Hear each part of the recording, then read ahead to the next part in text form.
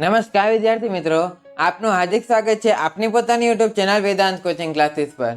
આજના વિડીયોમાં વાત કરીશું ધોરણ 9ના ગણિત વિષયના પ્રથમ પરીક્ષા 2024 માટેનું જે મોસ્ટ આઈએમપી પેપર છે તેનું સંપૂર્ણ સોલ્યુશન આજના વિડીયોમાં કરવાના છીએ।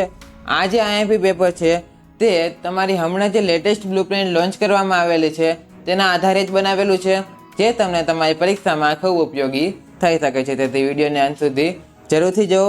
વિડીયો પસંદ આવે તો લાઈક જરૂરથી કરજો, તમારા મિત્રો સુધી પણ વિડીયોને શેર કરો જેથી તેઓ પણ આ વિડીયોનો લાભ લઈ શકે। આ ઉપરાંત હજુ સુધી આપણી સોશિયલ મીડિયા સાઇટ્સને ફોલો ન કરી હોય, ડિસ્ક્રિપ્શન બોક્સમાં લિંક આપેલી છે, ત્યાંથી તમે આપણી સોશિયલ મીડિયા સાઇટ્સને પણ ફોલો કરી શકો છો।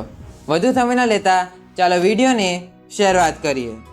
તો શરૂઆત કરીએ, સૌપ્રથમ સેક્શન એ તમને આપેલ છે, સૂચના મુજબ જવાબ લખો।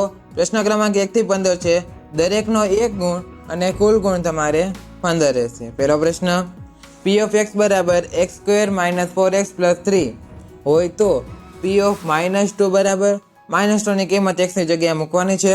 તો અહીં તમે જે છે કિંમત મૂકશો તો જવાબ તમને મળશે અહીં 15। ત્યાર પછી બીજો પ્રશ્ન, a બરાબર 3, b બરાબર -3, c બરાબર 4 અને d બરાબર 3 હોય તો બિંદુ a વત્તા b અને c વત્તા d એ ખાલી જગ્યા છે, મતલબ કે કયા ચરણમાં છે, તો કે તે તમારે જે છે બિંદુ y અક્ષ પર આવશે। ત્યારબાદ ત્રીજો પ્રશ્ન, દ્વિચલ સુરેખ સમીકરણ 3x - 7y = 14 માં x બરાબર 3 હોય તો y બરાબર ખાલી જગ્યા, તો કે y બરાબર આવશે -5/7।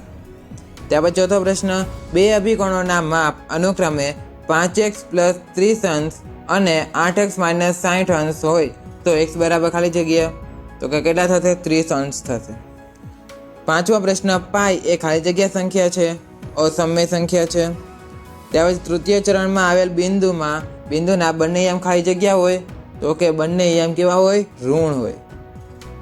સાતમો પ્રશ્ન, દ્વિચલ સુરેખ સમીકરણના ખાલી જગ્યા ઉકેલ મળે, કેટલા મળશે, અસંખ્ય। આઠમો પ્રશ્ન, શ્રી યંત્રમાં ખાલી જગ્યા ઉપત્રિકોણ બને છે 43। નવમો પ્રશ્ન, વિધાન ખરું છે કે ખોટું તે જણાવો। દરેક પૂર્ણાંક સંખ્યા એ સમય સંખ્યા છે, વિધાન સાચું છે। ત્યાર પછી 10મો પ્રશ્ન, જે બહુપદીની ઘાત 1 હોય તેને સુરેખ બહુપદી કહેવાય, આ વિધાન પણ સાચું છે। ત્યાર પછી બે ભિન્ન બિંદુમાંથી પસાર થતી અસંખ્ય રેખા હોય છે, તો કે આ વિધાન ખોટું છે।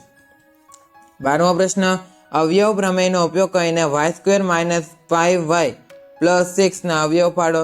અવયવ શું પડશે, તો કે y - 2, બીજો અવયવ પડશે y - 3। 13મો પ્રશ્ન છે, x અક્ષ અને y અક્ષ દ્વારા બનતા સમતલના દરેક ભાગનું નામ શું છે, શું થશે, તો કે ચરણ થશે। ત્યાં પછી જોડકા જોડવાના છે।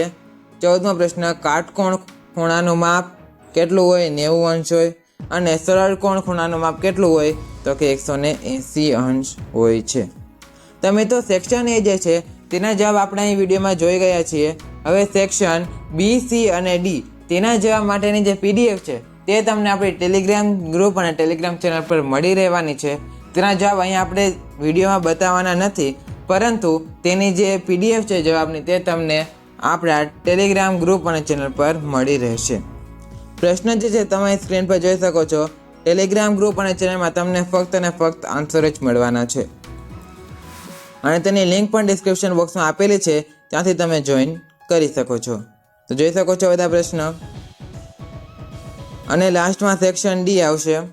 તો આ પ્રશ્ન જે છે તમારે ધ્યાનમાં રાખવા, વિડીયોને એકવાર જોઈને ટેલિગ્રામ જોઈન કરો, ત્યાં તમને પીડીએફ મળી જશે। આજના વિડીયો માટે આટલું જ, હવે મળીશું નેક્સ્ટ વિડીયોમાં, ત્યાંથી થેન્ક્સ ફોર વોચિંગ। જય હિન્દ, વંદે માતરમ।